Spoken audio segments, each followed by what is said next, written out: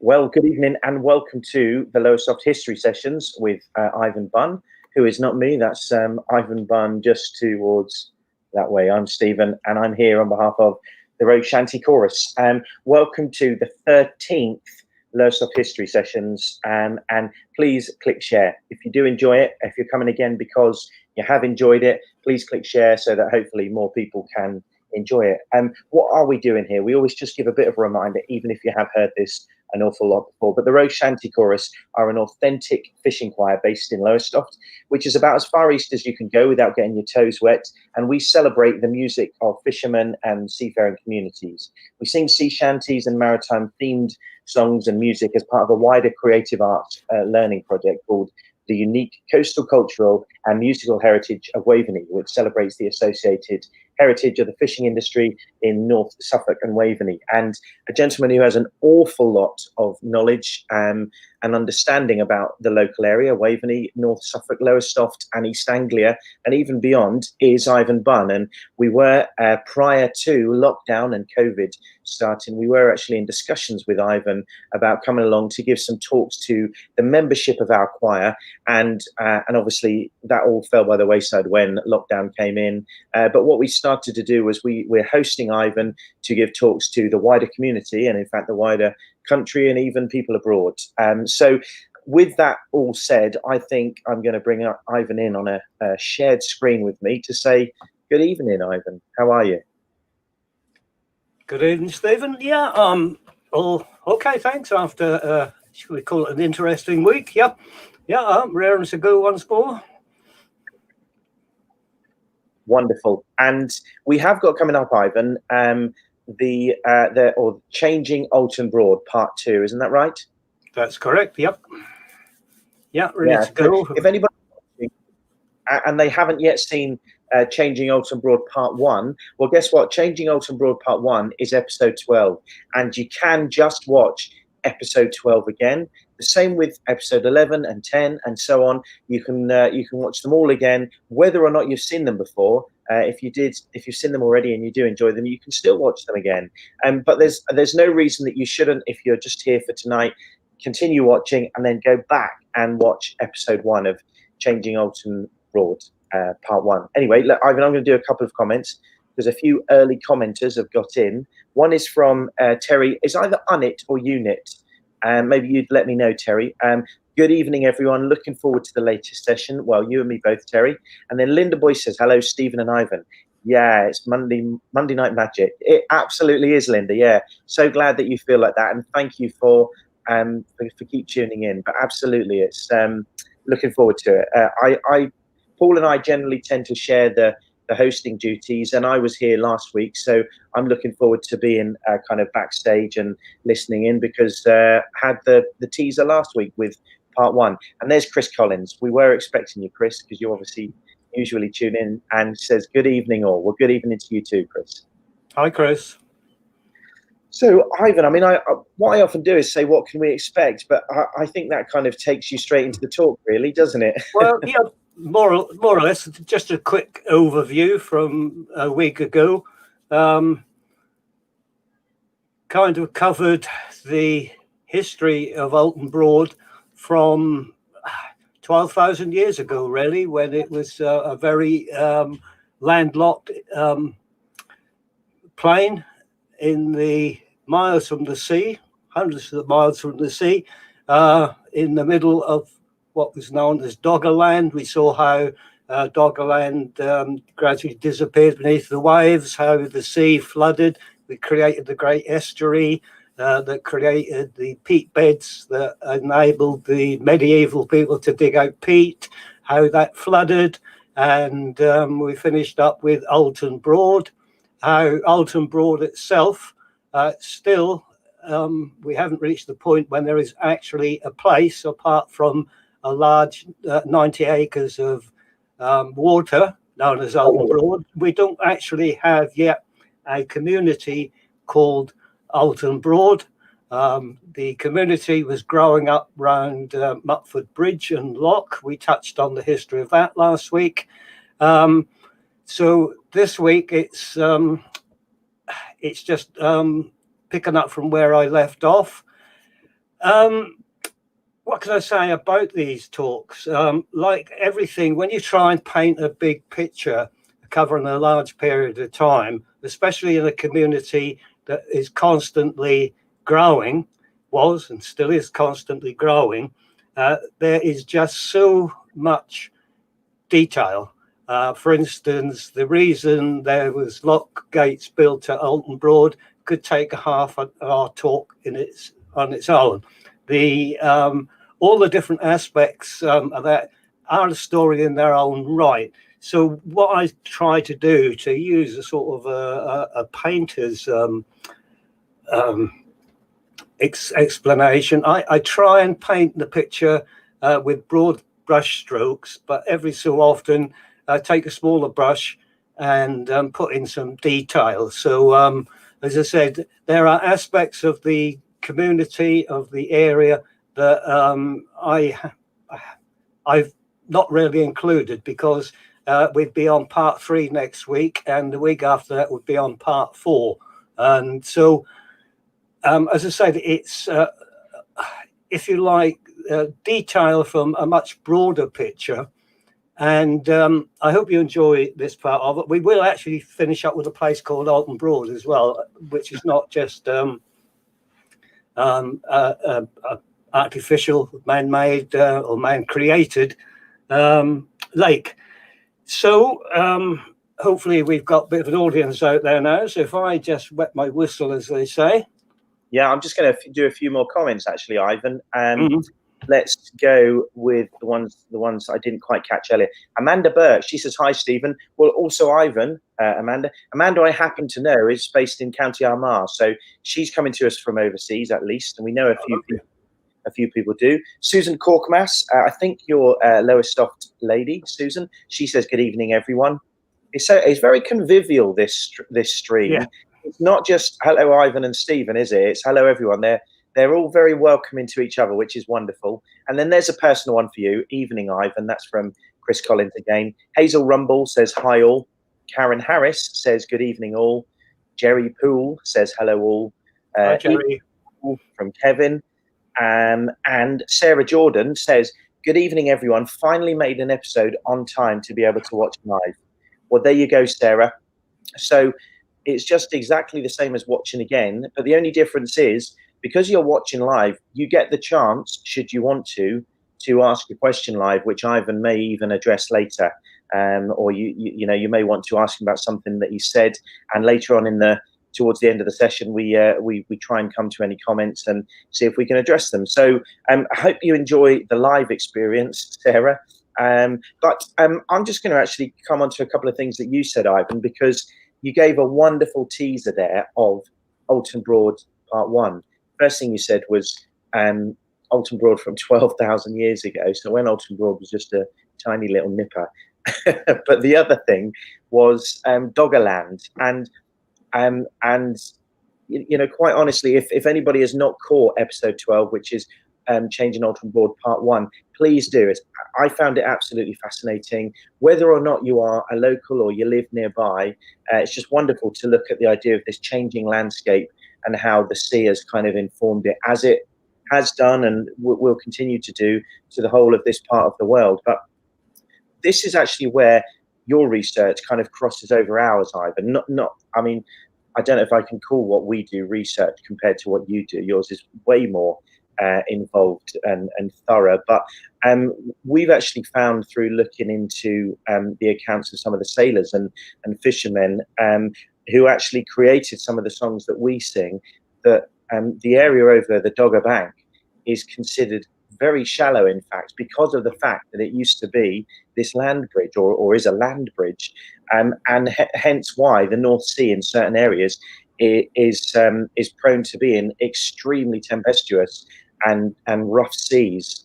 We found diaries of some of the old fishermen, particularly sailing out of Lowestoft and Waveney and East Anglia, who knew the specific areas of the Dogger Bank without any kind of assistance, geographical assistance, and they would know what areas were. Okay, well, if there's a storm coming, we need to make sure we're past that, because it's likely to whip up and cause us problems. Is that right? Does that sound about right? Yeah, that's bang on. And in actual fact, it has been speculated. There's been speculation that, particularly off Great Yarmouth, the Scrooby Sands, that sandbank that I think even today is visible, and actually you can walk on it at low tide.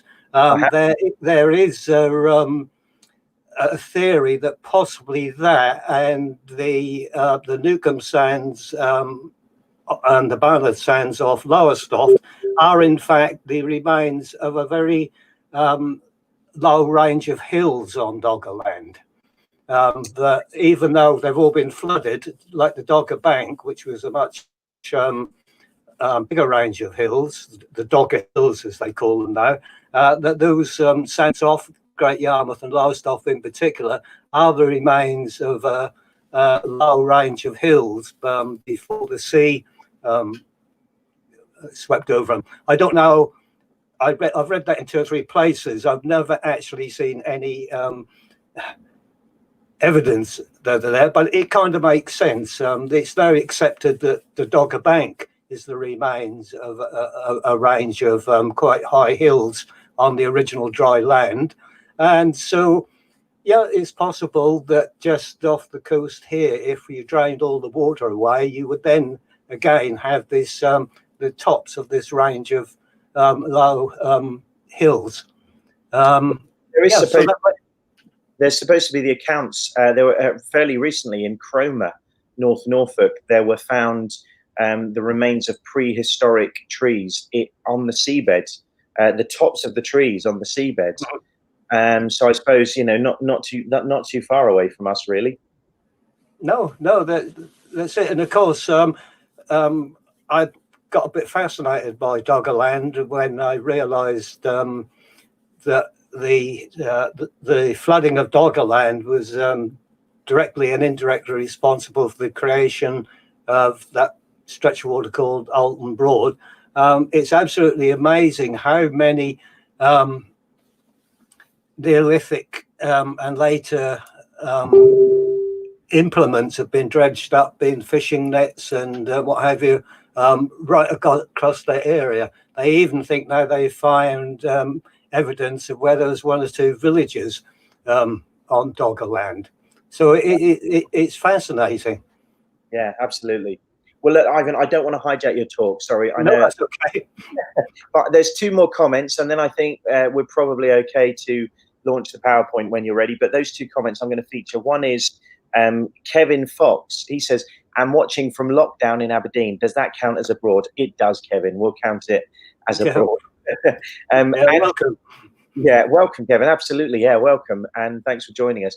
Andrew Horseman says, "My first visit, looking forward to an interesting time." Well, Andrew, I think you will get just that. Absolutely. And if it is your first visit, I will just remind you that there's 12 previous episodes, all of us hosting Ivan, and equally fascinating. So you can go back and watch all of those again.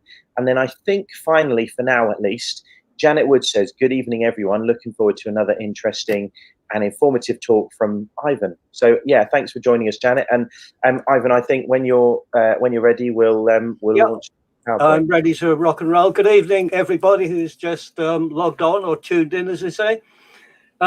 So we'll make a start and see where our path leads us tonight, and also if I got the presentation right. So here we go then. This is part 2 of the talk, just a few opening credits. I'm going to jump straight in. And we've looked at different aspects of the Broad itself and aspects that have changed the nature of the community that grew up there. My first introduction tonight will be something that had a real big impact on the district that became known as Oulton Broad, and that's the coming of the railway. Well, 2 railways in actual fact. And so we'll have a look at that. These were the result of Samuel Morton Peato's plans, big plans for a railway network. And on the 30th of June 1845, this Act of Parliament was passed to enable the Lowestoft Reedham Railway Company to be set up, and a railway line was built from Lowestoft to link up with a new railway line that had been built from Great Yarmouth to Norwich. So you went from Lowestoft to Reedham, changed trains and caught the Yarmouth train to Norwich. And this gentleman, George Bickers, he was one of the early inhabitants of Mutford Bridge, as it was known back then. He was a shoemaker by trade, and his house and shoemaker's business were opposite where the present day Commodore Inn or Hotel is. I'm sure some of you know it. And in old age, and here's a picture of him not long before he died in 1889, he published an autobiography, and almost in the form of a diary. And this is what he writes about the coming of the railway.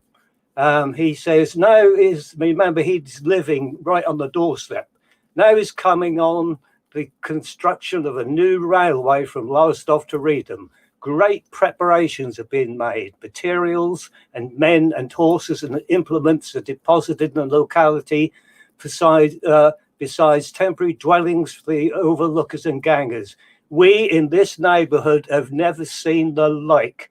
It was a marvellous undertaking, and day by day we witnessed the skillful operations of the workmen. And he adds a little rejoinder here as well. The dangerous operation of making the railroad was carried on. One of my lodgers was killed while making the road. John Smith, my esteemed lodger, was unfortunately killed by a railroad wagon accidentally passing over his body on Tuesday the 18th.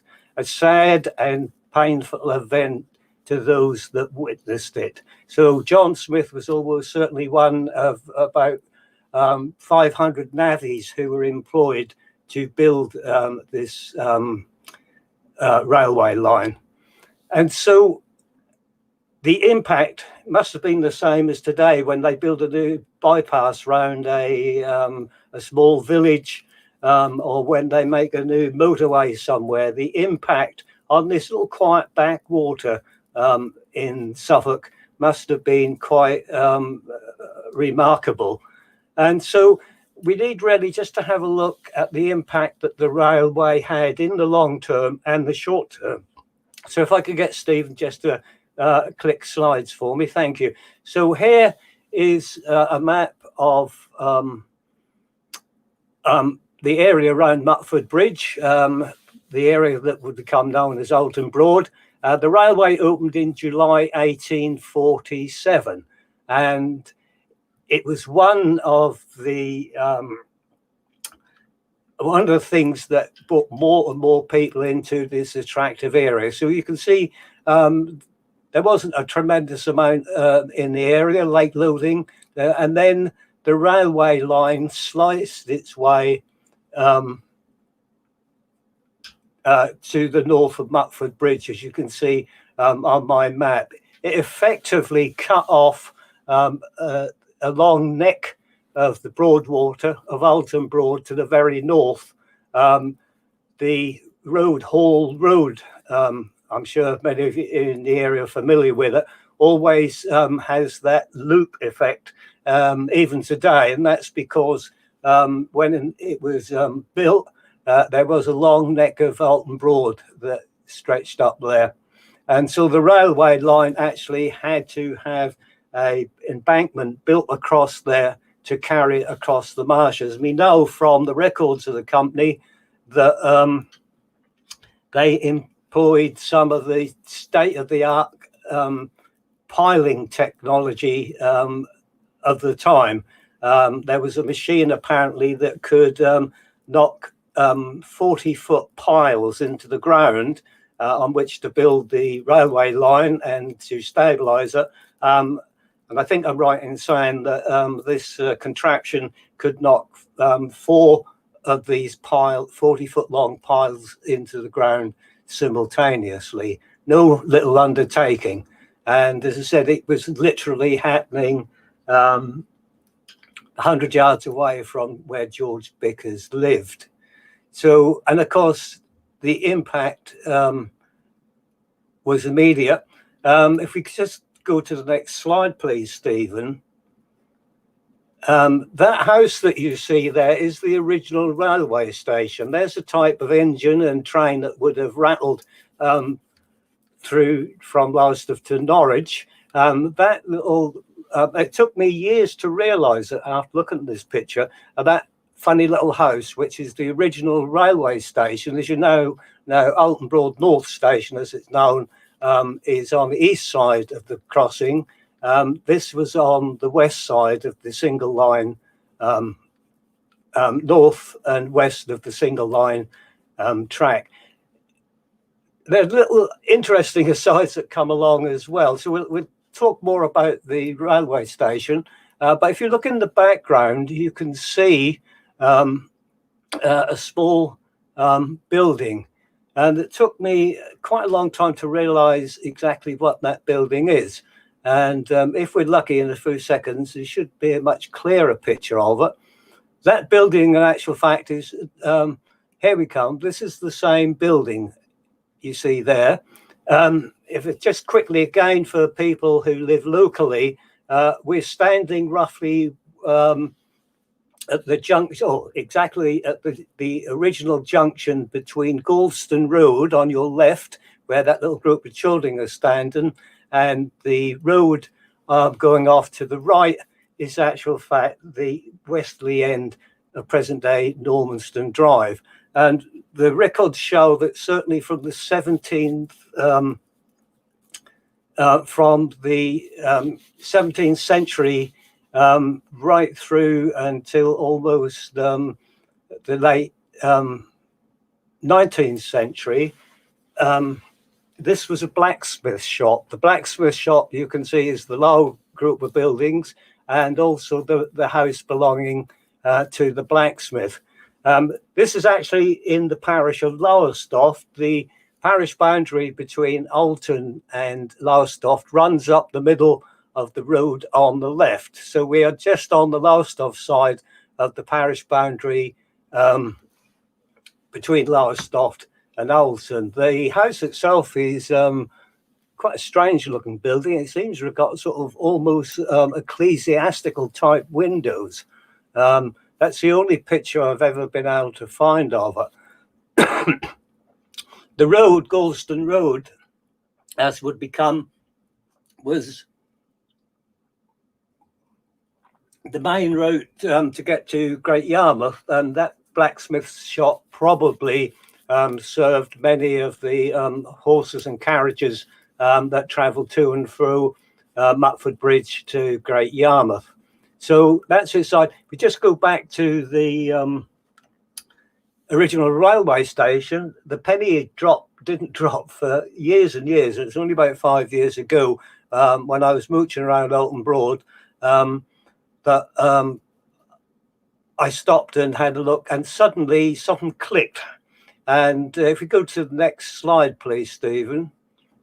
This, in actual fact, I think it was originally the station master's house when the new station was built. This is, in actual fact, the remains of that original railway station built for P2 back in 1846-47. It's had an extra story added to the front, but there is no doubt that this is the original railway station building. This would be where the booking office was. The platform would be between that and the single track there. So again, there's just an echo of something that it's surprising suddenly how things click, and you have an epiphany, if that's the right word. So we'll move on because to the next slide. 9 years later, another railway was built, the Lowestoft Beccles Railway. That opened in 1856 by Act of Parliament, passed in the 1920th year of the reign of Queen Victoria. And this was the line from... So there we have the Lowestoft-Beccles Railway. It's quite interesting as well. So you could go from Lowestoft to Beccles, and then at Beccles change trains and catch the Great Yarmouth to London train at Beccles. Today, of course, you can go direct. The interesting thing about it is, you see there is a branch line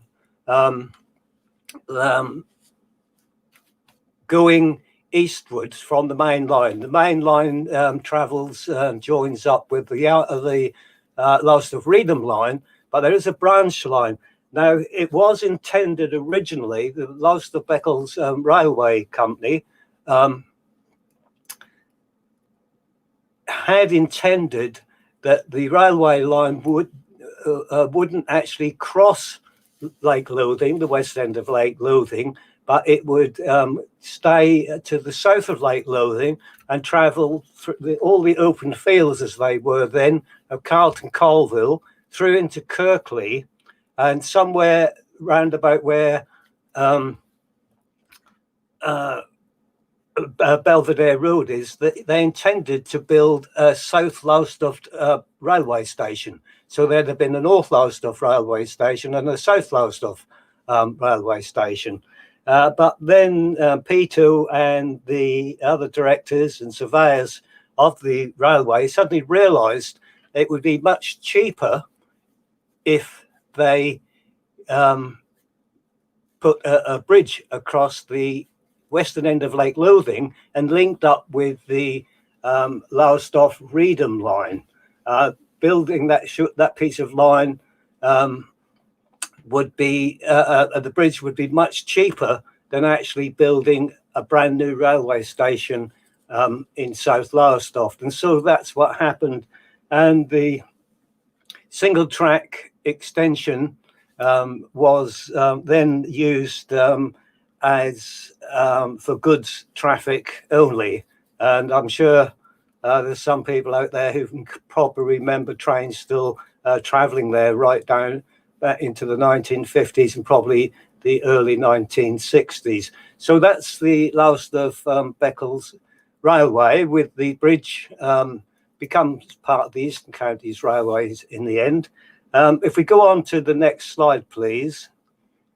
So here you can see this is a view from the bank looking towards the first bridge, the railway bridge for the Lowestoft-Beccles Railway over the western end of Lake Lothing. The western end of Lake Lothing, I'm sure some of you know, is always known as the salt side, and the Oulton Broad water side is always known as the freshwater side, because the water, the seawater in Lake Lothing, but freshwater in Oulton Broad. But if you look in the background there, you can see the first bridge that was built across the western end of Lake Lothing to carry the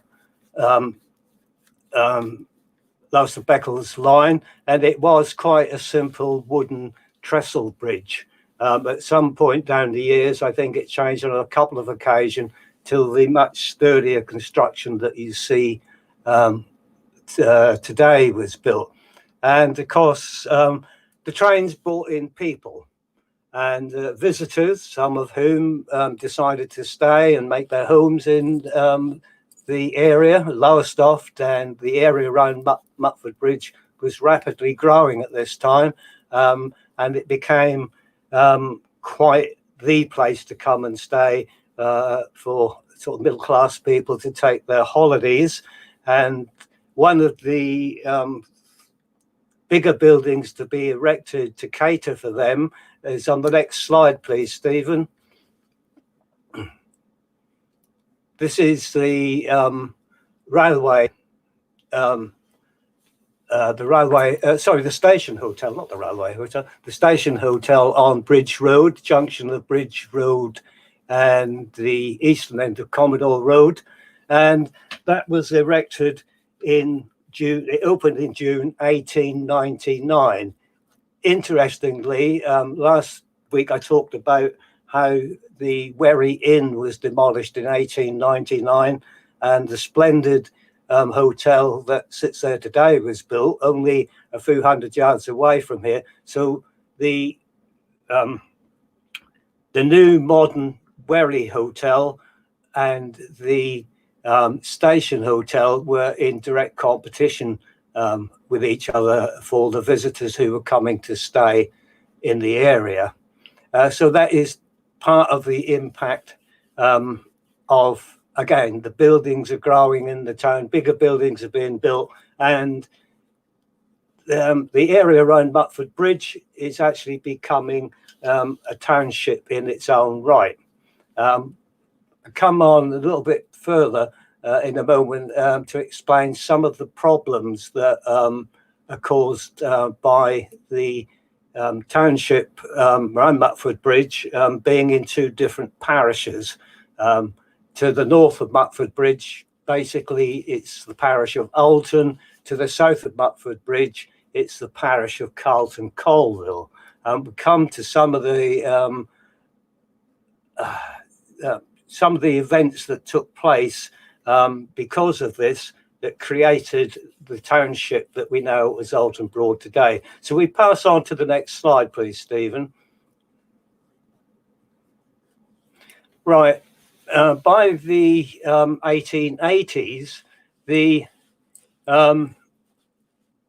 navigation that had been built in and opened in 1832, in 1828, this new locks and bridge had been built in Mutford Bridge, and by I think it was about 1860, the company had been taken over by the Great Eastern Railway Company. Samuel Morton Peters Norfolk Railway Company bought the harbour and navigation, and they were taken over by the Great Eastern Railway by 1860. So the land, some of the land, especially to the south of the lock gates and the bridge, actually did belong to the Great Eastern Railway Company. And like all companies, they want to make money. And they caused quite a controversy. This little area here had been, if you remember from my previous talk, much of the area around Mutford Bridge and Lake Lothing was common land, and the people of the district had the right to launch their boats without hindrance into Oulton Broad off the common land. By the time all the commons were enclosed and became private property, they couldn't do that. The only place left to do that was just here to the south of Mutford Lock, still, as you can see, in Oulton. And if we go to the next slide, I'm not going to read these press cuttings out. It's just to show you that there was a great controversy.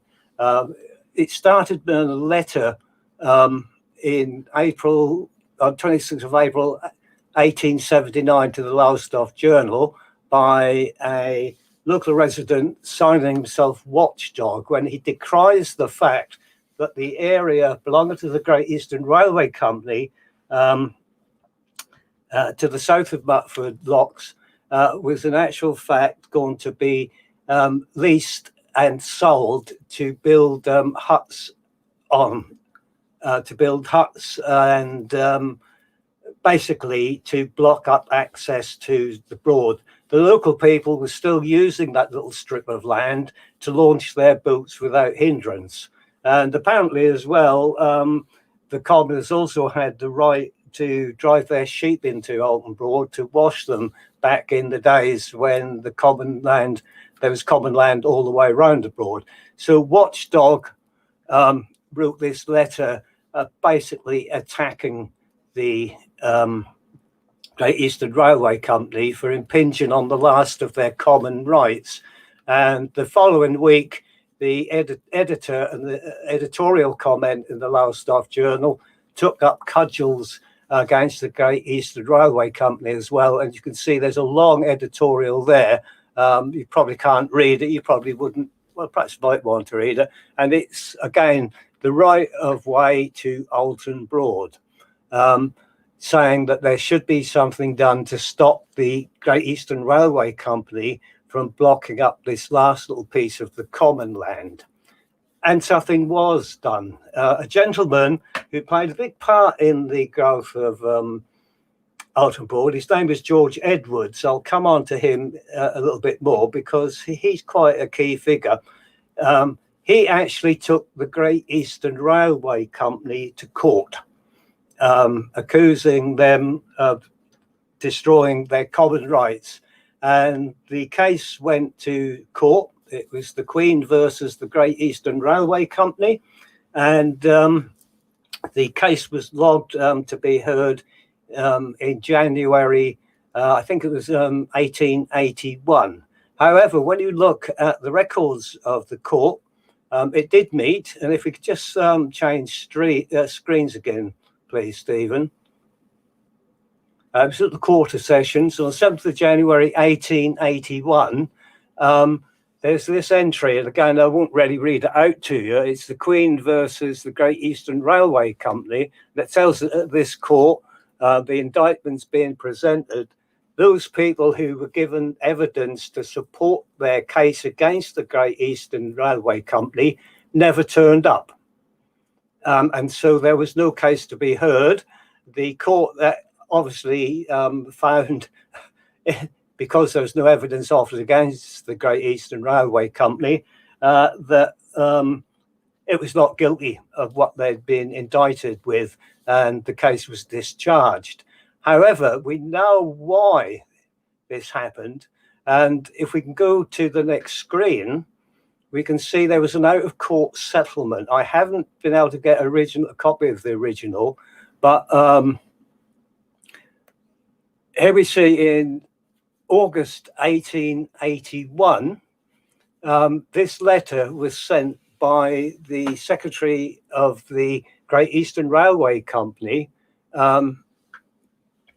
to the parishioners of Oulton and Colville. And I'll read it out to you. It says, "We, the Great Eastern Railway Company, by virtue and in pursuance of the powers and positions of an Act of Parliament passed in the session of the 5th and 5th, etc., do hereby give you notice that we are desirous and intend to dedicate to the use of the public the strip of land belonging to and extended 100 feet from the boundary line between the parishes of Oulton, Carlton, Colville in the said county, as shown on the plan here and to annexed. I haven't seen the plan, but we know where they're talking about, and they're shouted. And we require you to give notice to the churchwardens of Oulton, aforesaid, to assemble the inhabitants of the said parish of Oulton in vestry, and to submit to them our said desire and intention. In witness whereof the company have hereunto affixed the seal, blah, blah, blah, blah, blah. And the Act of Parliament they're referring to is the General Highways Act of 1835, 5th and 6th year of the 4th year of the reign of William IV. And what that Act of Parliament enabled people to take a strip of land and dedicate it to the public to become a common highway. And so this is what the GER have done. Rather than face the embarrassment of a court case at Ipswich, they have, to all intents and purposes, settled out of court. And they've dedicated this strip of land 100 feet wide from north to south, south to north, in the parish of Oulton, to become a public highway, which means that anybody could pass over that piece of land and travel down to the water to launch their boats, paddle their feet, and possibly even wash their sheep if they wanted to.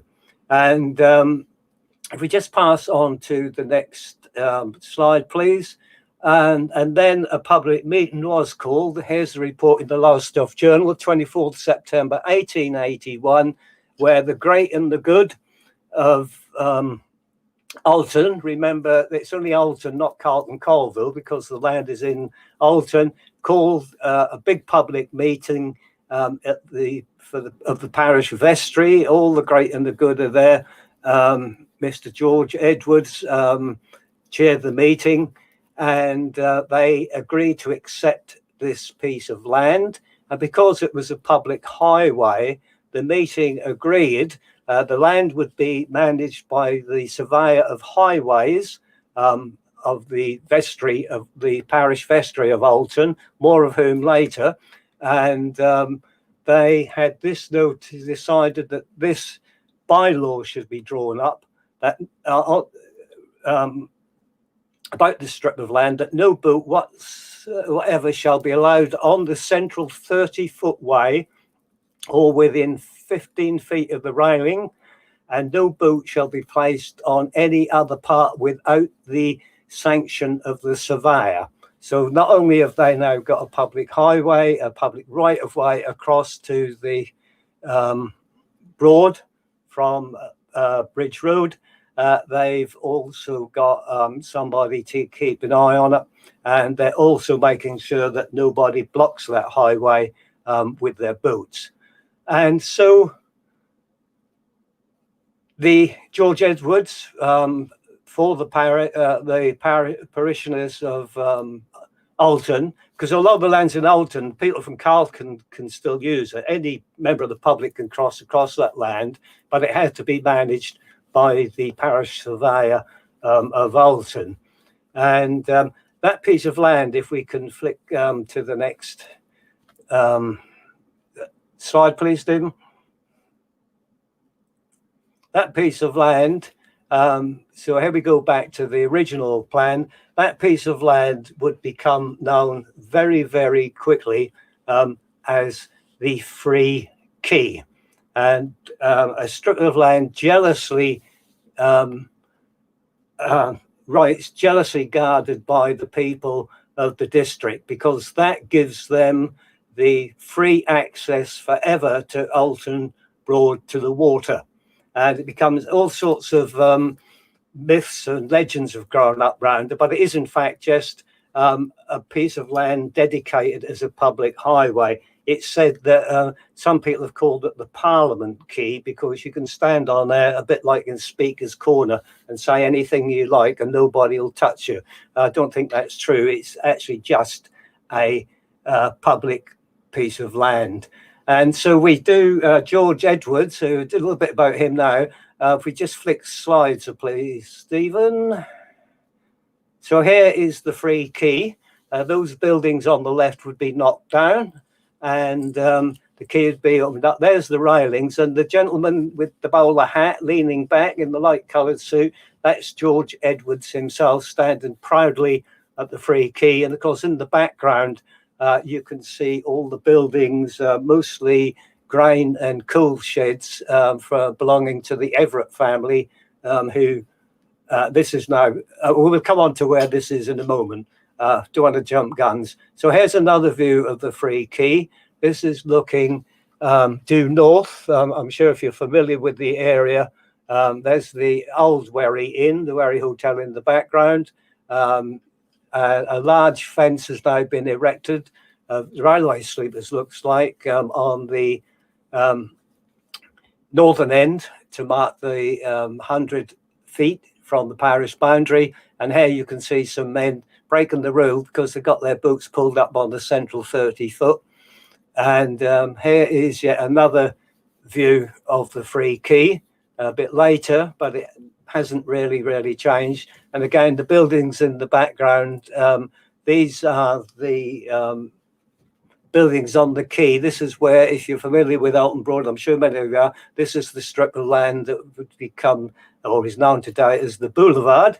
Not much of a boulevard then. And here is the Free Quay today. You'll see in the background on the left, there is a jetty that goes out into the Broad to stop people mooring too many boats against that quay and blocking access. The quay, the jetty was built, and in fact there was even, I think at one point, a water supply, a tap at the end. And there is the jetty became so unsafe some years ago that it was pulled down, but the plaque, you can see the flight of steps in the middle distance, just off to the center of the picture. At the top of that flight of steps is this little obelisk, and it says this pier, this jetty, was given in memory of William Spencer Everett of Oulton Broad after he died in 1930. Sorry, he didn't give the jetty to he had the jetty built before then. When he died, they decided to put this memorial up to him. And that still stands there today. But alas, despite, I know, Oulton Parish Council that from time to time have tried to get the jetty reinstated, it's not there today. And of course, it's not just a scrappy piece of open land now, but there is still free access to the Broad. And you can, if you've got a boat or canoe, you can go down to there and launch your boat into the sea, or even take your sheep and wash them, I presume, if you wanted. Okay, move on to the next slide, please. This is George Edwards. George Edwards, Justice of the Peace, he was the man, in actual fact, the chief engineer who helped in the 1820s and 30s build the original harbour at Lowestoft and dredged out Lake Lothing and Oulton Broad. He was the main engineer in charge. London man, he settled in Carlton Colville after the work was finished and stayed there all his life. He was a justice of the peace. He was very, very concerned about the amount of drunkenness going on around Mutford Bridge. In the pubs around there were a fair number of them. And so he built out of his own pocket, it cost him £1,000, according to this press report, this little tavern called the Coffee Pot, the Temperance Tavern, where local men could go play billiards and read the local news and gossip. But there was no alcoholic drink to be sold there, and only coffee and tea and non-alcoholic beverages. This opened on the 25th of November, 1879. And there's George Edwards standing in front of it. Again, could do a lot about that. If that building looks familiar to many people, it is because if we flip to the next slide. Oh, sorry, yeah, we're not quite up to the next slide yet. This is the big house that George Edwards had built on the Carlton side, set back from the road, opposite the junction, or now the roundabout with Victoria Road. This is his big house that he had built. That's where he lived all of his life, and that's where he died. And if we just flick to the next slide, please, just to put George Edwards in the picture. George Edwards actually died on the 23rd of October, 1893, and he committed suicide in that big house off Bridge Road in Oulton Broad. He hanged himself. He left a note to say that he was having all sorts of pains in his head. He couldn't see properly, and he couldn't live like this anymore. And so he sadly hanged himself in his bedroom. And he was buried in St. Michael's Churchyard. Now, when he was an engineer working for the company that built the harbour at Lowestoft, as I said earlier, he was responsible for a lot of the dredging, not personally, he oversaw it. And the dredger, at one point, from Lake Lothing, dredged up this huge boulder. This is a glacial erratic left behind after the last ice age, ice from the last ice age melted. the last residue of which I think was about 12, 14,000 years ago, and deposited this great lump of rock. George Edwards had it in his garden for the rest of his life, and he left a clause in his will saying he wanted that placed over his grave in St Michael's churchyard at Oulton, and it still sits there today and marks his grave. So that's poor old George Edwards. He was a very well respected man and did a lot for the good of the district there. So I think we need to move on to the next slide, please. Okay. By the second half, towards the end of the 19th century, the community round Mutford Bridge was definitely growing. That area there was, in fact, a large village. Here's a couple of photographs I've just bunged on there. The problem was an ecclesiastical one as much as anything you like. You know, the village of Carlton Colville itself, the original village of Carlton Colville, which still existed, is marked there by the site of Carlton Colville Church, and Oulton St Michael Church is a fair way away from there as well. And so if you lived around Mutford Bridge on the Carlton side, then on a Sunday morning, you were supposed to tramp the fair distance all the way to Carlton Church to go to church on a Sunday. Likewise at Oulton.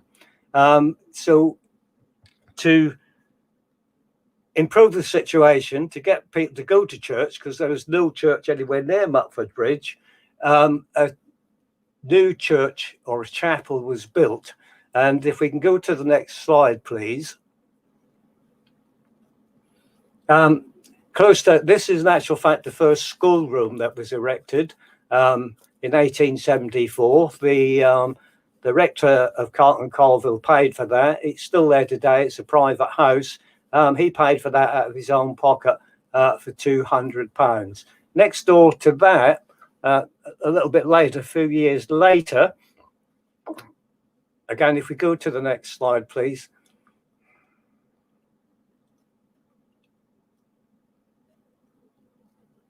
In 1884, St Mark's was built, St Mark's Church, except it wasn't built as a church, a parish church. It was what's known as a chapel of ease to St Peter's Church at Carlton Colville. This opened on the 29th of July, 1884, on, it's still there today, on Bridge Road. This way now, the people living around Mutford Bridge had no excuse not to go to church on the Sunday because they had their own chapel on their doorstep. The group of ladies I had to put on there, that's the ladies, the Mothers Institute from St Mark's Chapel of Ease. And then on the 16th of February 1909, with Oulton Broad continued to grow, that St Mark's Institute was erected. That opened on the 16th of February 1909. I often, when I was a kid, used to go there and see my nanny and grand at their Derby and June club in there.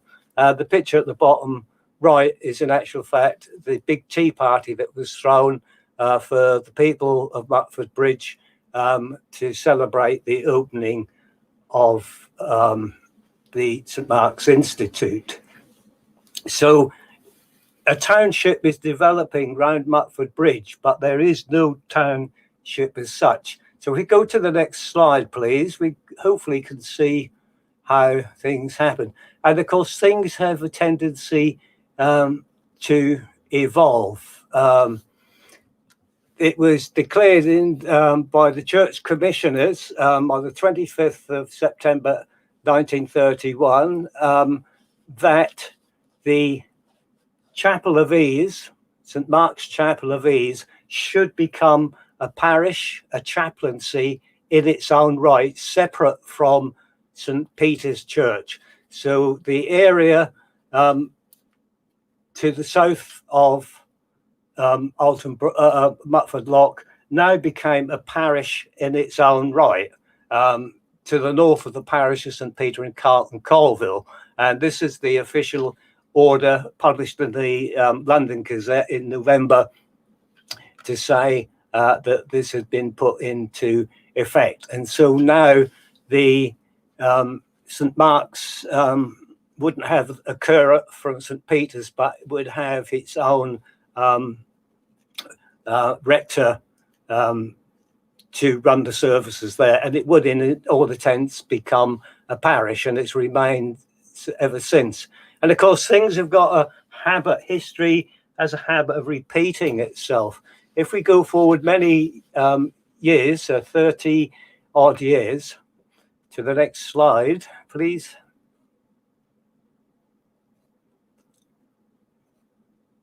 Now of course after the Second World War, huge housing estates were built in the parish of St Mark's, the chaplaincy of St Mark's. The Whitton estate in particular was huge, quite a long way from St Mark's Church. So in 1960 it was built and there opened St Luke's, which in actual fact now was a chapel of ease to St Mark's Church in Oulton Broad. So St Mark's starts off life as a chapel of ease to St Peter's in Carlton Colville. Then it becomes a parish, and it forms a parish in its own right. And then 30 years later, with the growth of so many more new houses to the west, it has its own chapel of ease called St Luke's, which opened in 1960. So if we move on to the next slide, please. Now, most of the building went on to the south of Mutford Bridge and immediately to the north.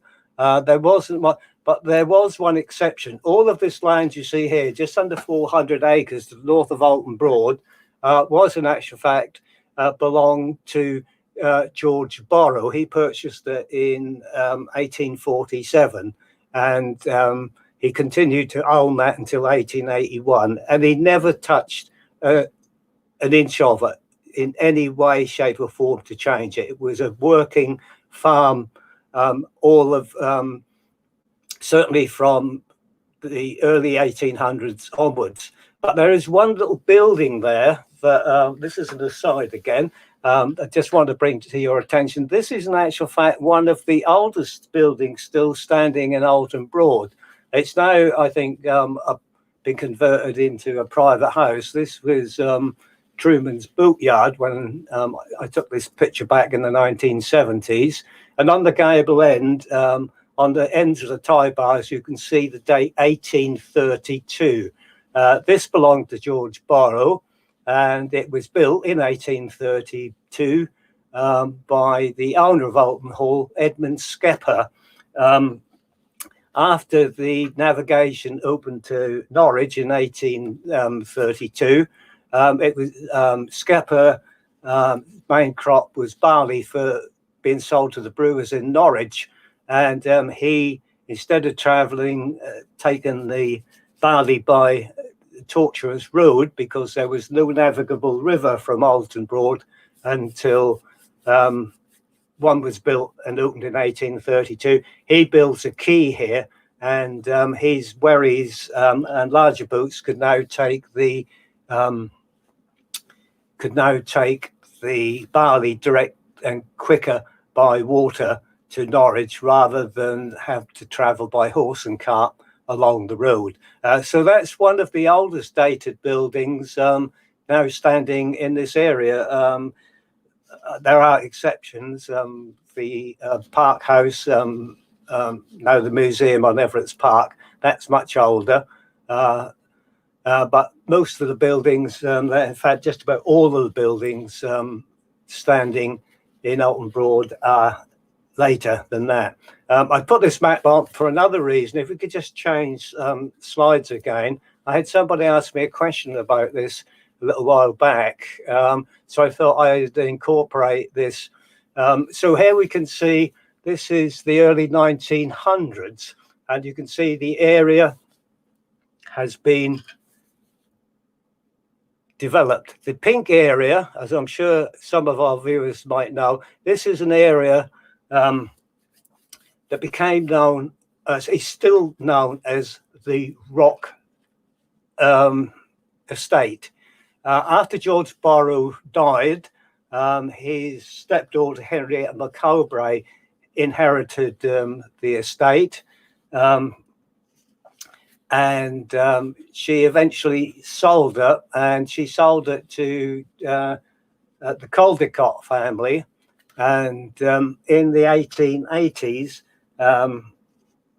Jane Caldecott, the road is named after her, Caldecott Road. Jane Caldecott, who was also Lady of the Manor of Oulton as well, she sold this fields, these two fields here, coloured pink, to a new company that had been set up in London called the Rock Freehold Land Society. That company had been set up in 1879, and the advert, which you probably can't read, but I'll read it to you, tells you what they were about. The Rock Freehold Land Society. The above society, having purchased an estate within 5 minutes walk of Oulton Broad, the station, are prepared to offer same on easy terms for building purposes. It has a southern aspect and commands a splendid views of Oulton Broad. Title free, land tax redeemed, and free. Tithe free, land tax free. Redeemed and free conveyances given. Plan can be seen and all particulars obtained on application to the Rock local secretary at the post office, Muckford Bridge. And so the Rock Freehold Land Society built this. The company had actually been formed on the 30th of December 1879, and it was a failure. The company went bust in December 1891 and foreclosed, and we're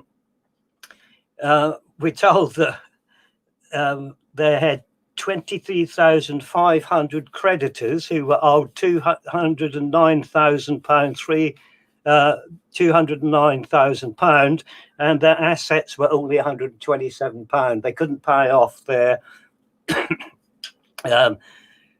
creditors, so they had to be declared bankrupt. And the company passed into the hands of another company, but by early 1901, that also went bust. And I haven't really been able to track what happened then, but anybody who grew up in that area, certainly in the 50s and 60s, as I did grow up there, but my grandparents were there, everybody knew there were dozens and dozens of building plots that were still standing empty. Some people were squatting on them. Some people, I think, were just using them as free allotments. And it's because, as my grandfather used to tell me, being an Oulton Broad man, nobody knew by the 1950s and 60s who really owned that land. So this was one big white elephant. Interestingly enough, anybody here lives on the Rock Estate. 3 of the roads are actually named for some of the top brass in the Rock Freehold Land Society. Allen Road, that's named for Thomas Allen, who actually founded the Rock Freehold Land Society. There was a Mr. C.L. Gilpin. He was one of the directors of the company. And there was Mr. Charles Blinko, who was the company surveyor, who actually laid out the roads there and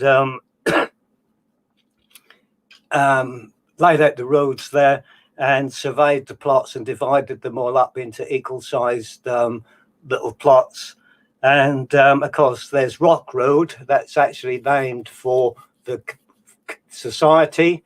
And of course, there's Broad Road. That's overlooking the Broad. Moyes Road, I don't know where the name comes from, but I wouldn't be at all surprised. But somewhere in the upper echelons of the Rock Freehold Land Society, there was a director or a big shareholder with the surname of Moyes. Clarkson Road has got nothing to do with or the name has got nothing to do with the Rock Freehold Land Society. If you look at my little pink area there, and you look at the top right-hand corner, there's a house that still sits there today, sort of angled across the corner.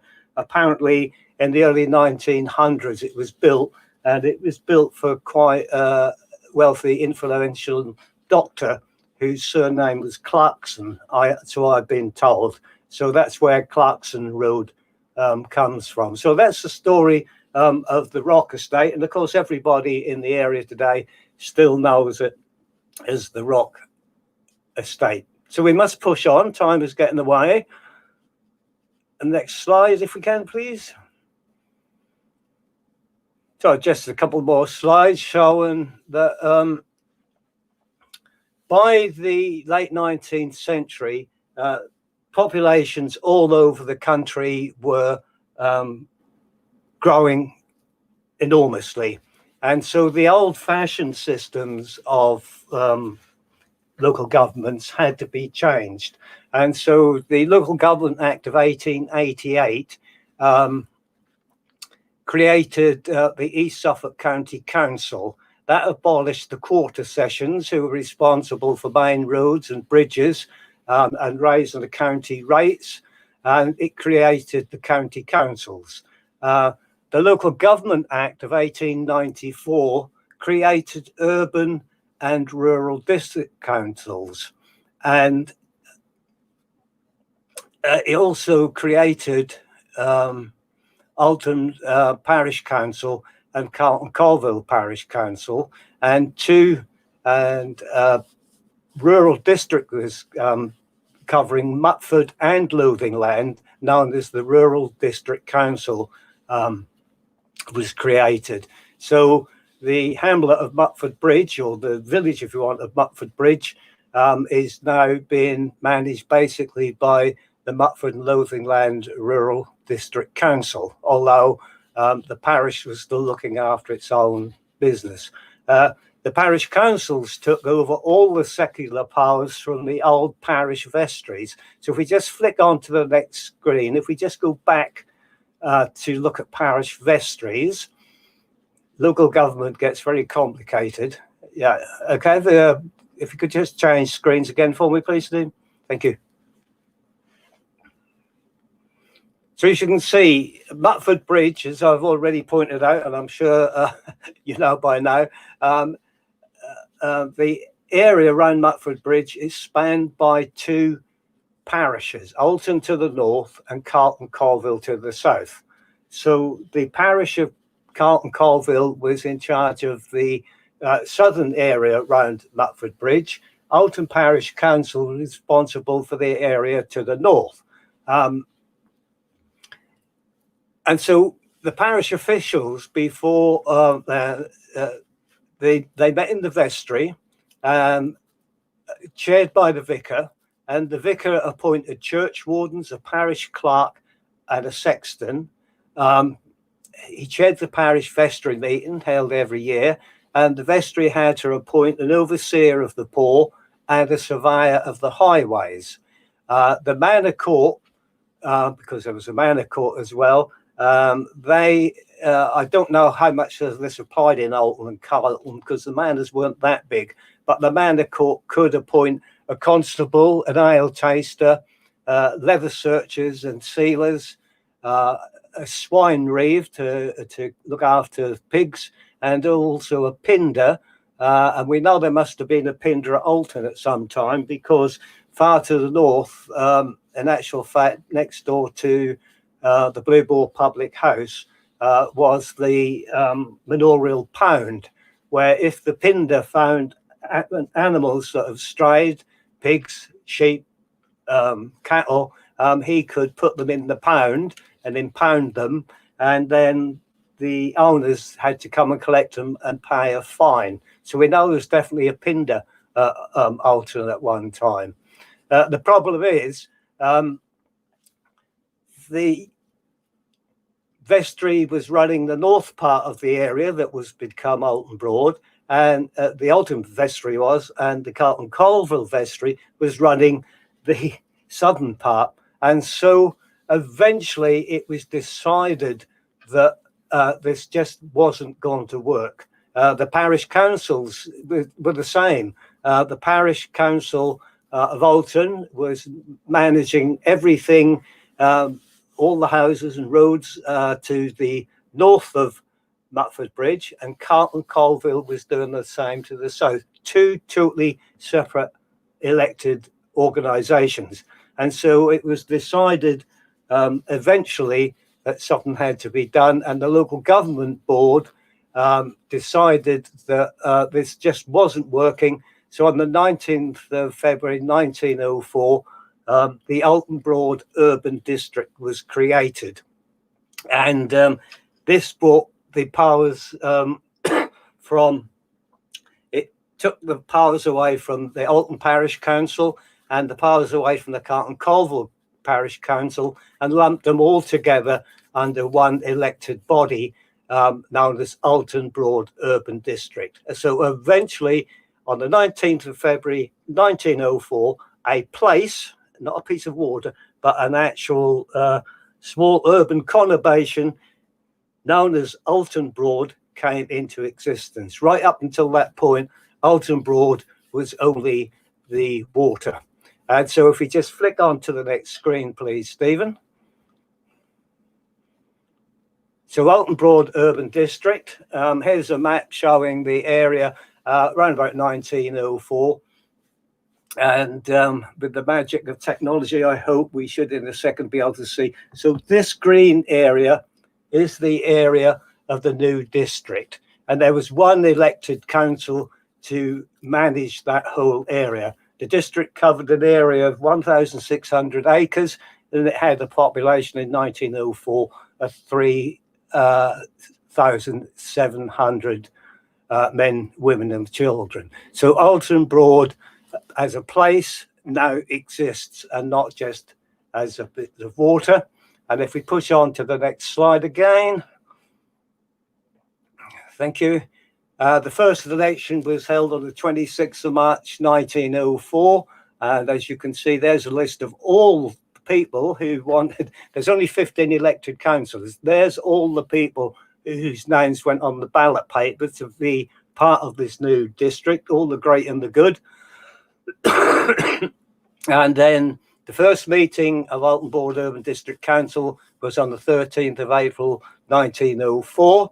And adverts were already going into the papers to recruit and appoint a clerk, a surveyor, a sanitary inspector, and they're asking for carters, scavengers, and collectors who should make tenders to the new council to manage the area. So finally, Oulton Broad is a place with its elected council and running its own affairs.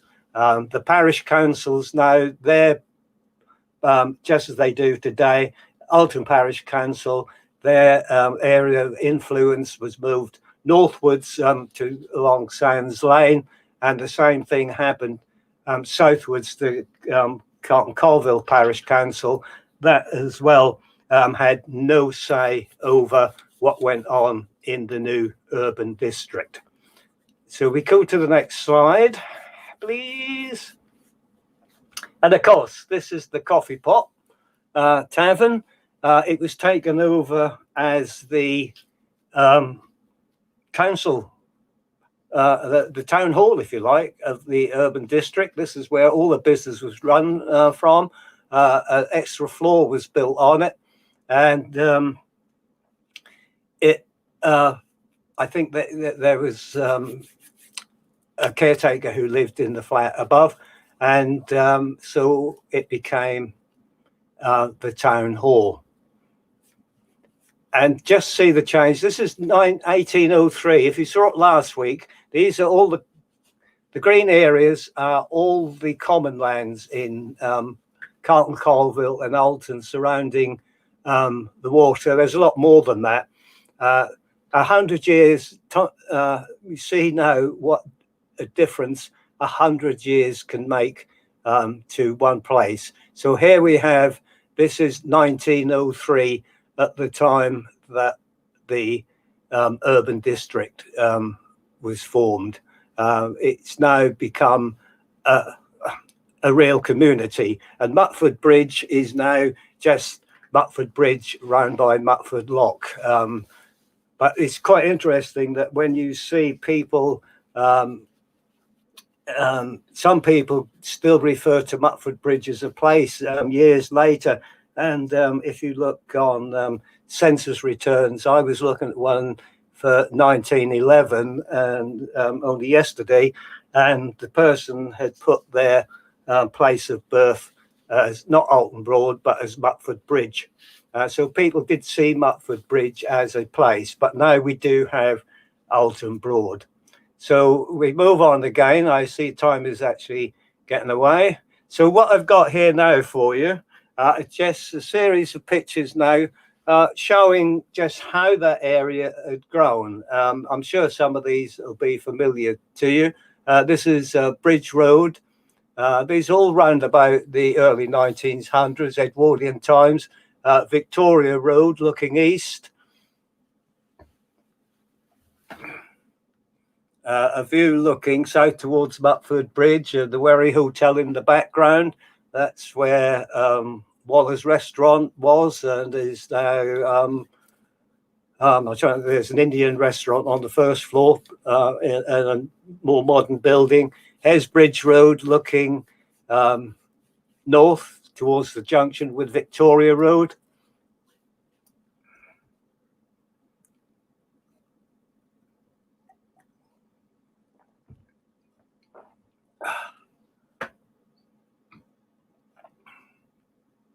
I'll just leave you to have a look at the pictures, really. I'm sure it won't actually bring back memories of now I shouldn't think there's many people alive who can remember it like this, but we've seen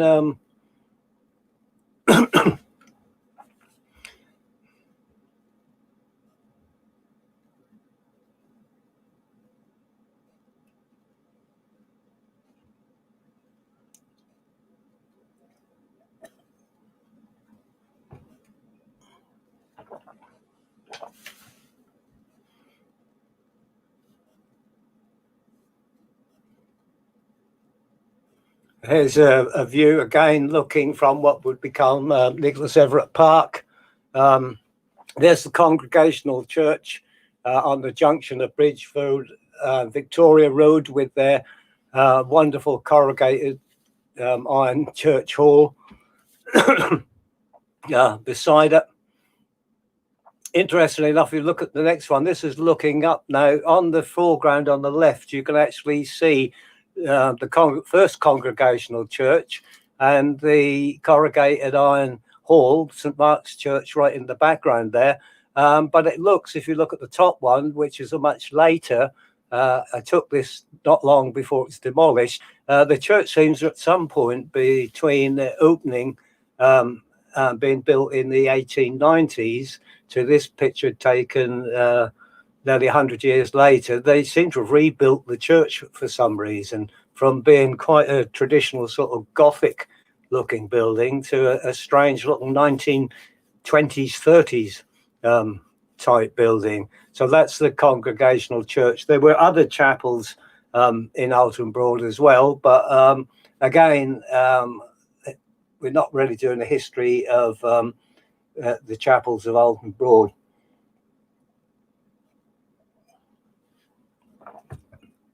So could you just click it for me, Stephen, so we can move on? It will change. Here we go. But nothing changes, and the Registrar General, by Act of Parliament, could do these things. In October 1919, he declared that Oulton Broad, the urban district of Oulton Broad, this is only 15 years later, should cease to be a self-governing body and should become a ward as part of the borough of Lowestoft.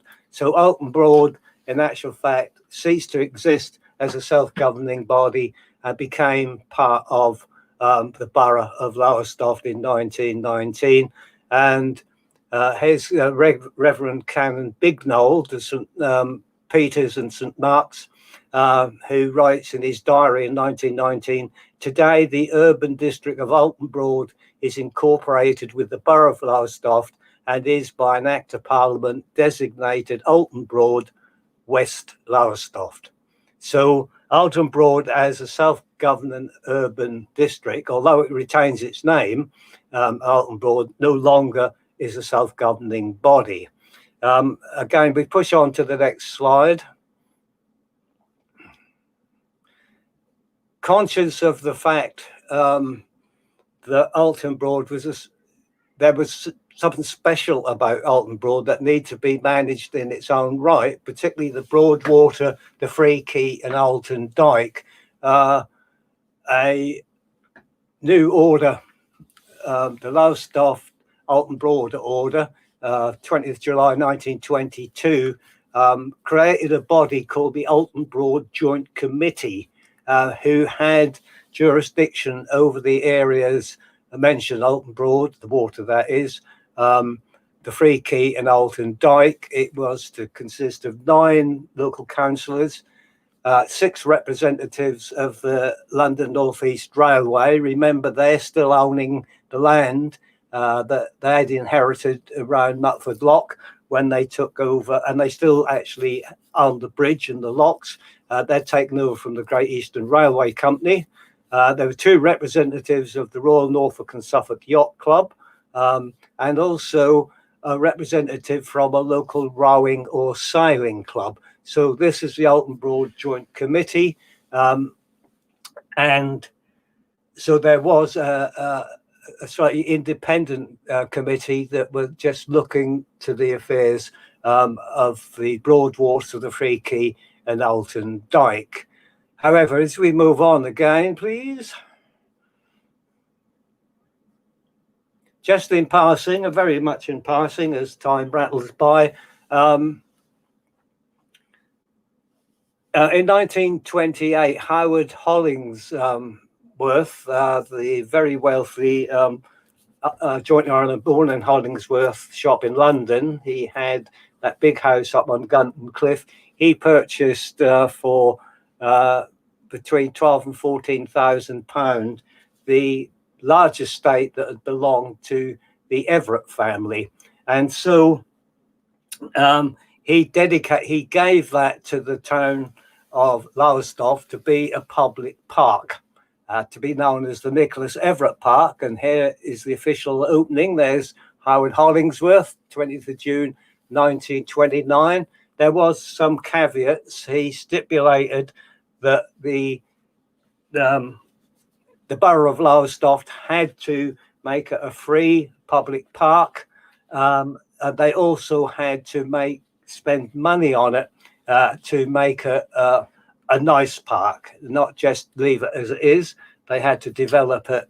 And so the park opened in 1929. And if we could just click to the next slide, please, very quickly. So here's that view we had earlier from the Free Quay.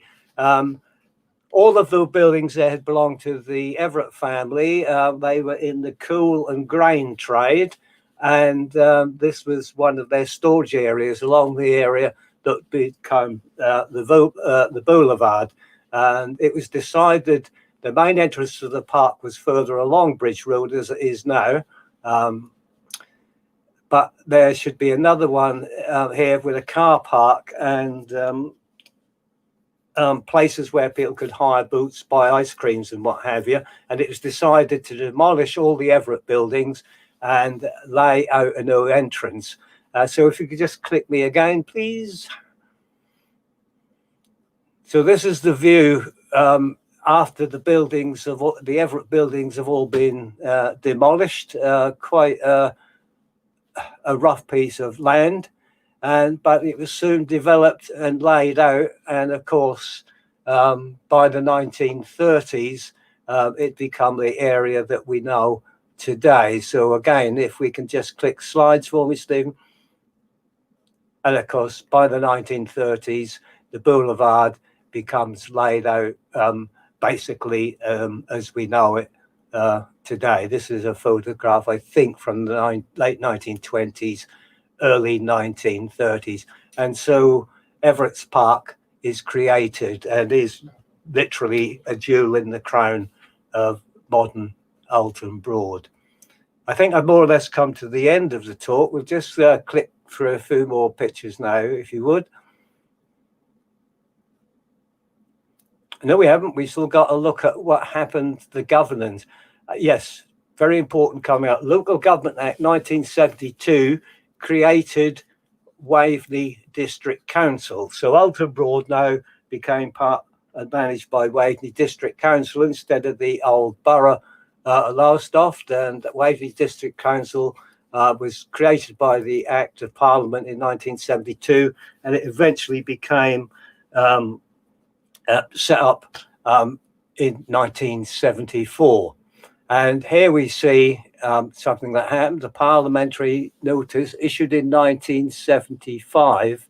It abolished the Oulton Broad Joint Committee, and it actually joined up with the Great Yarmouth Port and Haven Commissioners to manage the area around Oulton Broad. So the Waveney District Council took on the management from the Oulton Broad Joint Committee, but also entered into partnership with the Port and Haven Authority of Great Yarmouth, enabling them to help with the management of Oulton Broad and Oulton Dyke and the parts of the River Waveney. So Oulton Broad lost really any say in what happened there. It's now just almost totally absorbed by the new district of Waveney District. Again, that's a complex thing. There's not time to go into it, but that's what happened. And if we go move on,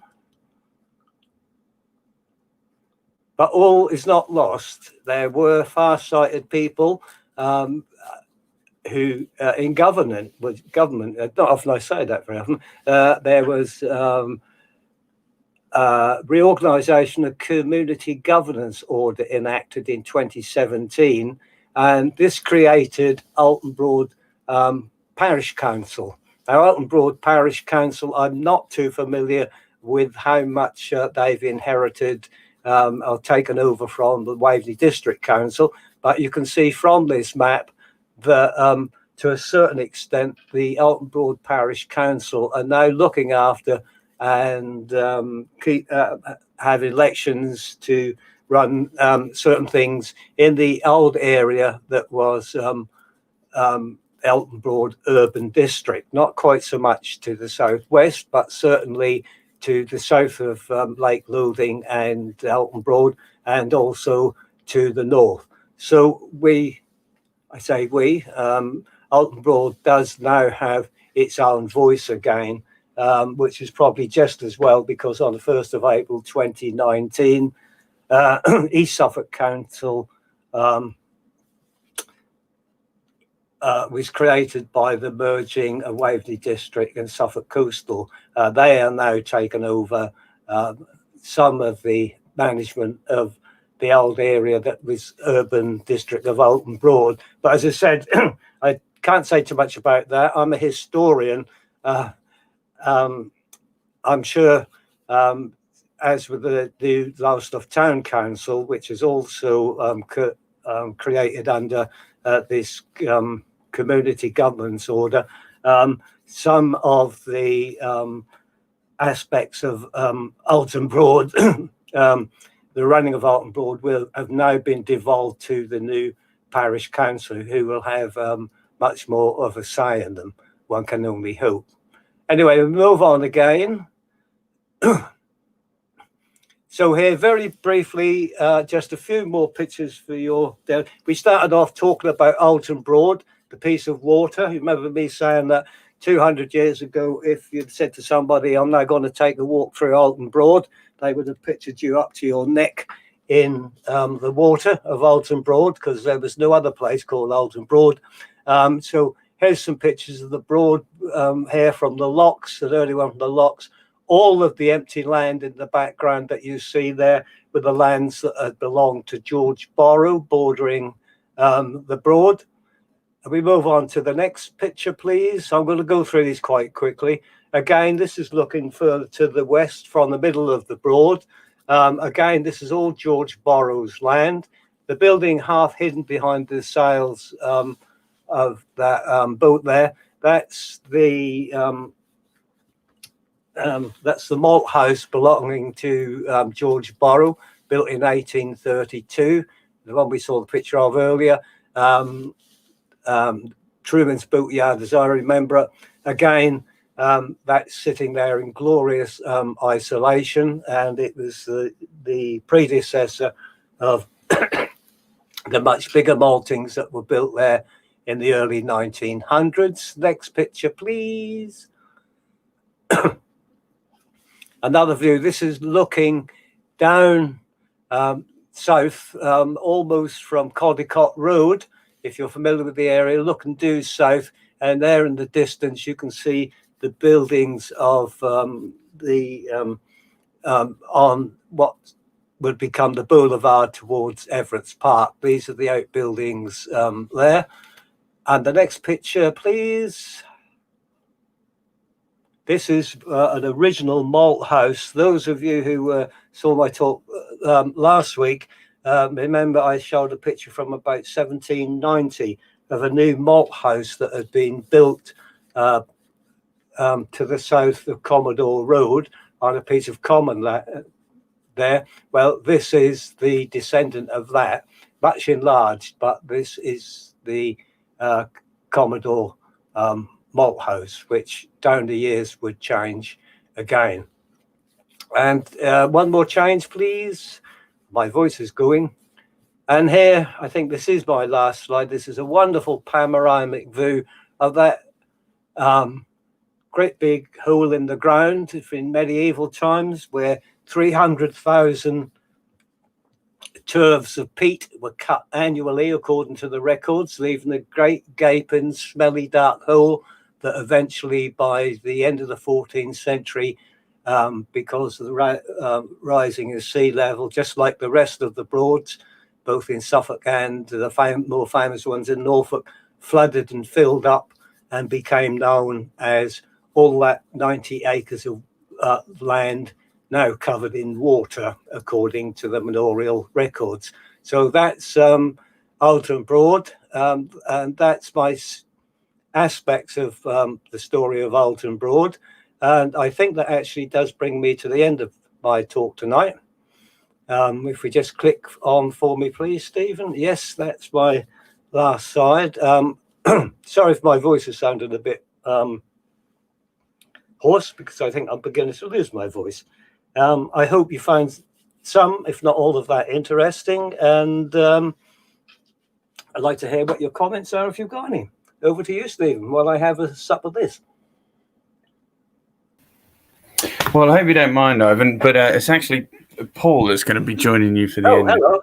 Hello, Ivan. Hello. Thank you very much for a wonderful talk. I loved it. I missed last week's part one, so I think I just about caught the catch up. And I've got to be honest, I adore Oulton Broad, not just the village, but particularly the Broad. I'm a river user myself, and Oulton Broad is fantastic. I know a lot of other people have really enjoyed it.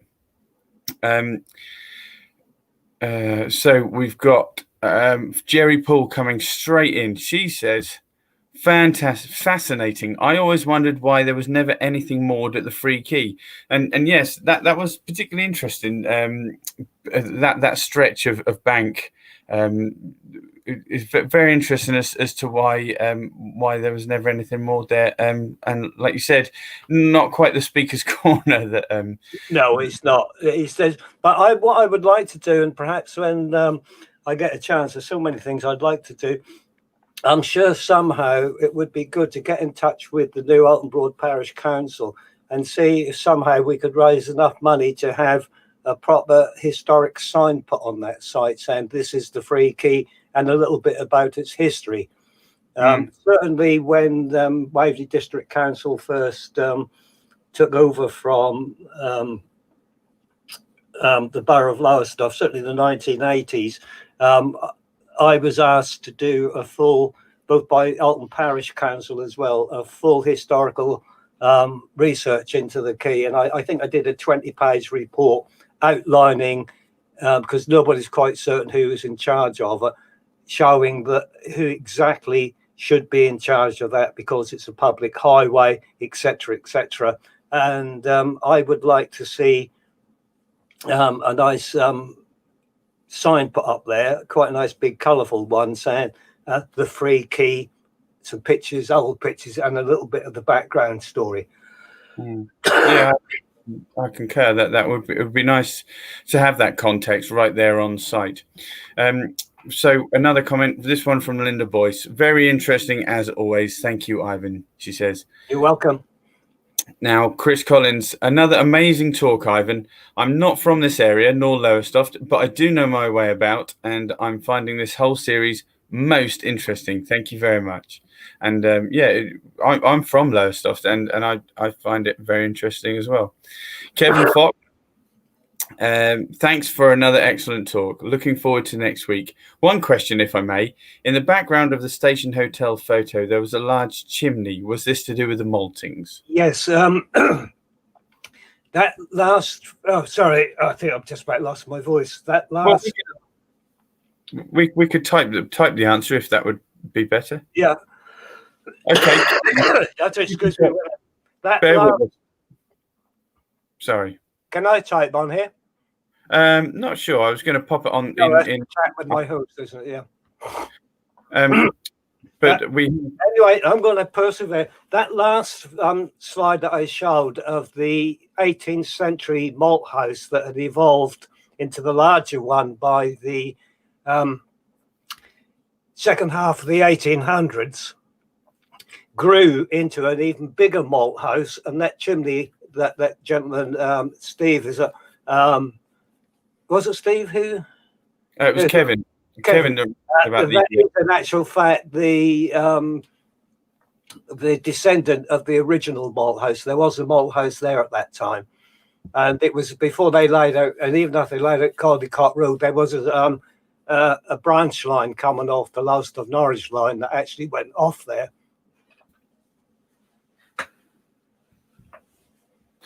We also have a comment from Steve Fingleton. He says what we're all thinking. Thanks, Ivan. Great talk. Living in Carlton Colville, I recognise all the images. How do you remember all this knowledge? Legend, he says. And yeah, we have to agree. Well, I'll be honest with you, Steve. I don't know what I think the problem is. I filled up my brain with all of this stuff. I can't remember what I had for breakfast this morning. So. I don't know. I just enjoy sort of I just enjoy learning more and more facts. I have since I was at school, and I just can't stop doing it. And the pictures, in actual fact, are quite an aid memoir to me as well. Of course. It might sound perhaps it's not silly, but in actual fact, as I've found an image, studied the image, researched the background of, every time I see that image, my memory just kicks in and I can remember what I read about it. Yeah. It's as simple or as complicated as that. I don't know. Ivan, I'm just going to take two more comments and then I'm going to let you take a well-earned break because it was fascinating tonight. But Janet Woods, she says, when we moved back to the area in the early 1980s, we lived in a flat above the old coffee pot, which is very interesting because I know that recently Janet and David, they did some research of their own on the temperance movement. That was the temperance... Yes, yeah. Yeah, it was. I thought it was. Also, and finally, Sude, she says, brilliant. A question. When I used to visit here, there was a sign at Mutford Lock of British Waterways, as if they owned or operated it. Why? The waters were not run by them. The sign disappeared. When British Waterways, a government organisation, became the Canal and River Trust a charity. I'm not entirely sure. I'm not sure about that either. In the 1980s. I don't remember the British Waterways sign. I mean, obviously, the Broads currently are part of the National Parks family, aren't they? But that's a fairly recent thing, I suppose. That's fairly recent, and I think, in actual fact, if my memory serves me right, some years back now, 10, 15 years ago, a lot of the management and the maintenance of places like Oulton Broad, Oulton Dyke, and what have you, were actually put into the hands of the Broads National Park as it was formed. It's a very complex thing. I'll be perfectly honest with you. I preferred my history from 200 years ago. I will just say, it's not so complicated. No, well, I don't know. I think you just make it sound uncomplicated. I think it is actually very complex, but you have a wonderful way of simplifying things and breaking down the jargon and making it all understandable. I will just say, Sue Day, regarding that comment, British Waterways still do have a say. I know as part of the boat safety scheme, the British Waterways as an institution are very heavily involved. As you say, they're a government organisation, so they have a jurisdiction as such. But I don't. I think you're right that they were never they were never instrumental in the running of it. But they did have a jurisdiction in regard to safety and particularly the safety scheme. But that's all I know really. So I'll leave it at that. That might have something to do because there was a lot of problems in the 1980s around Mutford Lock. They basically had reached their sell-by date. They were collapsing. The brickwork was gone. The lock gates weren't functioning correctly. Those lock gates are very, very, very important, not because they separate salt water from fresh, but because of the way the tides and the rivers work. The high tide on the Oulton Broad side of Mutford Lock is not the same as high tide on the Lake Lothing side of Mutford Lock. And so if there wasn't a gate there, a lot of the all the water table and levels of the rivers and dikes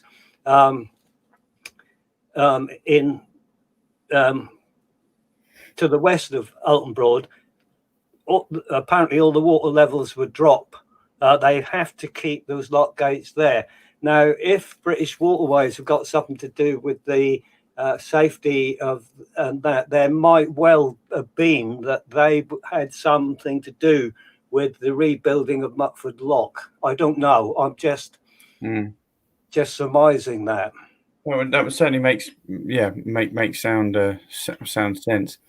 Ivan, I promised to let you go, and I will keep my promise. But before you go, I'm just going to mention that anybody that fancies a little bit more history or a lot more history, they can gain such a thing from George Borrow, Oulton Broad and beyond. We've heard quite a bit about George Borrow and quite a bit about Oulton, and that is by the one and only Ivan Bunn.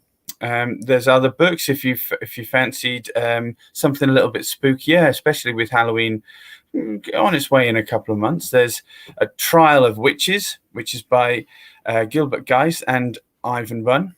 And there's also A Return to Haunted Lowestoft by Ivan Bunn and Henry Baker, featuring Where Witches Once Walked. And finally, we have The Trial of the Lowestoft Witches, a facsimile of the original report of the trial of Amy Denny and Rose Cullender, 1662. That features a foreword by, Ivan Bunn. So anybody looking to increase their history can do so in exactly those ways. Also, and this is hot off the press, you could also, I believe, go to an actual talk by Ivan Bunn at the Seagull Theatre. Is that correct, Ivan? On the 19th and 20th of September? Yep, that's correct.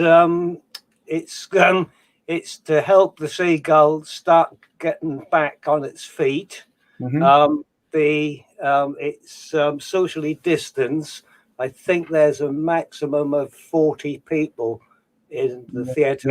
I think actually 36 is the total. 36, I know it's somewhere around there, in a theatre that can hold the best part of 90, I think. So, Yeah. And that's Heritage Oulton Days. National heritage, isn't it? Yeah. And I did some things last year. They asked me if I would do a Facebook and online talk like this. The place is going to be the talk is the lost and forgotten buildings of Lowestoft. And then Karen from the Seagull contacted me and said, would I come and do a talk in September? I said, yes, I would. Then I thought, well, hang on a minute. I could actually marry these two things together and do my lost and forgotten buildings of Lowestoft, not online, but live at the Seagull, which would help support the Seagull, get people coming back there, make me feel as if life might be getting back to what used to be normal. And so I'm doing them, and they're completely free. There's no charge whatsoever. I'm doing it for free, and Seagull just want people to come in. The bar will be open, socially distancing and all that stuff. The bar will not be free. We should mention the bar will not be free. No, the bar will not be free. And I'm doing that. I think it's a Saturday and Sunday, 19th and 20th. Correct. Yeah. Well, fantastic. So again, anybody looking to get a little bit more history can do exactly that at the Seagull Theatre on the 19th and the 20th of September. That's imminent. That's just a month and a bit away. So if you're looking to get your tickets, you're going to have to be very, very quick, because not only are they free, they're only able to open up around a third of the seats due to social distancing to keep everybody safe. But once again, Ivan, thank you so much for a wonderful, wonderful talk and the conclusion of Oulton Broad. Yeah, as I can say, I shall be back again next week, all things being equal, and still local. We're going to come back in the Lowestoft. Not long ago, I did a lot of research and put a talk together about the reason and the need to build the North Sea Wall at Lowestoft. Not the south. That the south is all part of the tourist attraction. But why did they decide they needed to put a wall there? The stuff that I turned up, the facts that I turned up, really made me think. But if you want the story, it's called Walk the Wall. So if you want to come back and walk the wall with me virtually, if not in person, next week, hopefully I shall be here, and it's not going to be quite so hot. You have to get somebody to fix my makeup, I think. Yeah, quickly get the makeup lady in. Well, I'm good. That just leaves me to say once again, thank you everybody for tuning in. Thank you for your comments. They really are important to us. Your questions at the end, we'd love to answer questions unendingly, but unfortunately we can't do that. But the few questions that we do get, we're very happy to answer when we can. And I'll thank Ivan once again, because that was a fascinating talk. And finally, I will thank People's Health Trust for their continued support so far with these endeavours.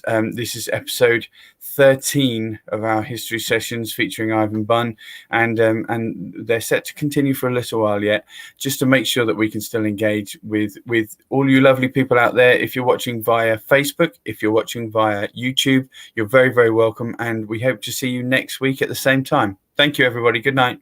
Good night.